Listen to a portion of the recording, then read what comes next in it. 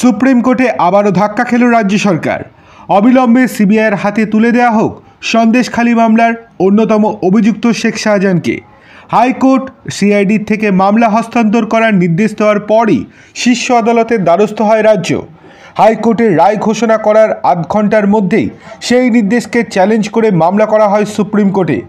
রাজ্য সরকারের আইনজীবী অভিষেক মনু সিংভি সেই মামলা করেন, কিন্তু রাজ্যের আবেদনে সাড়া দেয়নি সুপ্রিম কোর্ট। মঙ্গলবার বিকেলে রাজ্য আবেদন করেছিল জরুরি ভিত্তিতে শোনা হোক সন্দেশখালী মামলা, কারণ রাজ্যের হাতে সময় ছিল না বেশি। বিকেল 4:30তে শাহজাহানকে সিবিআইয়ের হাতে তুলে দেওয়ার নির্দেশ দেওয়া হয়েছিল, কিন্তু জরুরি ভিত্তিতে শুনানি হয়নি এদিন। জানা গিয়েছে প্রধান বিচারপতির এজলাসে নথি জমা করার নির্দেশ দেওয়া হয়েছে। কবে মামলার শুনানি হবে তা এখনও স্পষ্ট নয়। যেটুকু জানা যাচ্ছে আজকের দ্বিতীয় হাফে হয়তো হতে পারে, নয়তো কবে হবে সেটা এখনও স্পষ্ট করে বলেনি প্রধান বিচারপতির বেঞ্চ। এইদিকে সুপ্রিম কোর্টে মামলা করা হয়েছে এই যুক্তিতে এই দিন শেখ শাহজাহানকে হস্তান্তর করা হয়নি। সিবিআই অফিসারেরা ভবানী ভবনে গেলেও তাদের খালি হাতে ফিরে যেতে হয়। সিবিআই সূত্রে জানা গিয়েছে এই ইস্যুতে ফের হাইকোর্টের দ্বারস্থ হয়েছে তারা।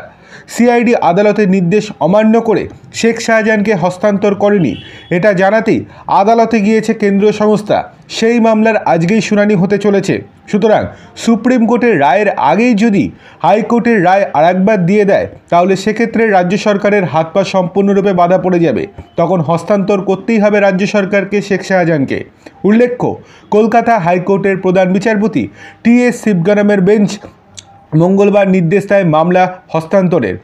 আদালতের পর্যবেক্ষণে পুলিশের ভূমিকা নিয়ে উঠেছে প্রশ্ন, কিন্তু প্রধান বিচারপতির নির্দেশ অমান্য করেছে রাজ্য সরকার। দেখার বিষয় এই যে আজকে হাইকোর্টের প্রধান বিচারপতি টি.এস. শিবগানাম আবার কোনো করার নির্দেশ দেন কিনা, যাতে করে নতুন করে অস্বস্তিতে পড়তে পারে রাজ্য সরকার। অন্যদিকে সুপ্রিম কোর্টে কবে এই মামলার শুনানি হবে সেটা এখনও কেউই জানে না।